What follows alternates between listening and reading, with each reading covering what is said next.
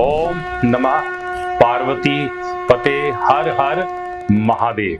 साथियों, एक अति विशेष सूचना जो आप सभी को ज्ञात है, कुछ साथियों को हो सकता है उसका ज्ञान ना हो, तो एक छोटी सी जानकारी बटोर कर उन लोगों के लिए जिनको इसके विषय में नहीं पता है, एक चर्चा करने का विषय, उसका प्रसार करने का मेरा मन है। क्योंकि जो व्यक्ति भगवान में विश्वास रखता है, शिव में विश्वास रखता है, उसको इन तथ्यों का, इन विषयों का पता होना अति आवश्यक है।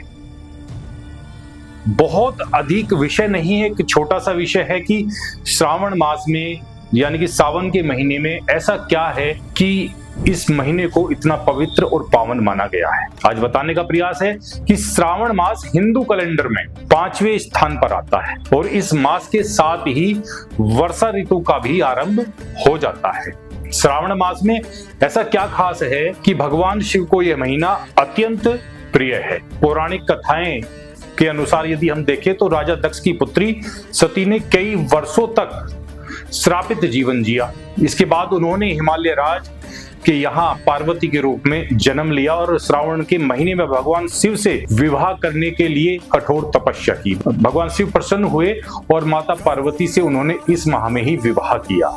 एक मान्यता यह भी है कि भगवान शिव अपनी ससुराल यानी कि पृथ्वी पर आकर विचरण उन्होंने किया था और वो महीना श्रावण मास का ही था।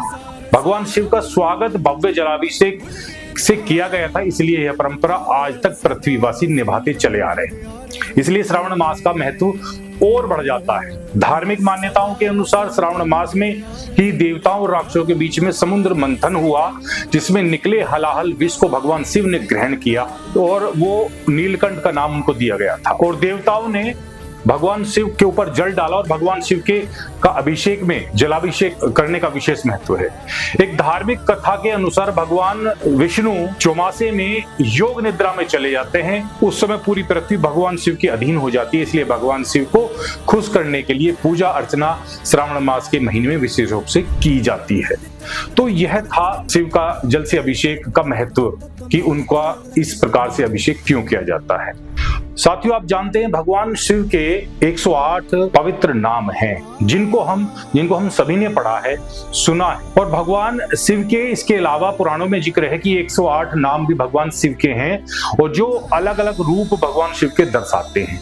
12 ज्योतिर्लिंग में साक्षात भगवान शिव का वास है। हिंदू संस्कृति के अनुसार इन ज्योतिर्लिंगों का दर्शन करना भगवान शिव के साक्षात दर्शन करने जैसा है और श्रावण मास के पावन दिनों में इनको एक बार दोहरा लेते हैं। सोमनाथ, मल्लिकार्जुन, महाकालेश्वर, ओमकारेश्वर, बैद्यनाथ, भीमाशंकर, रामेश्वर, नागेश्वर, विश्वनाथ, त्र्यंबकेश्वर, केदारनाथ और घनेश्वर। साथियों, मेरा व्यक्तिगत मानना यह है कि इस माह में जो विशेष हैं वो शिव हैं और उनकी प्रत्यक्ष और अप्रत्यक्ष रूप में भोलेनाथ का स्मरण और पूजा करना बहुत ही महत्वपूर्ण है। हम आस्तिक लोग हैं, हम सनातन धर्म को मानने वाले लोग हैं।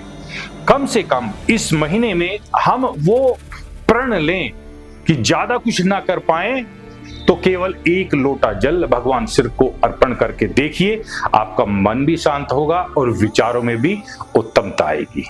हर हर महादेव।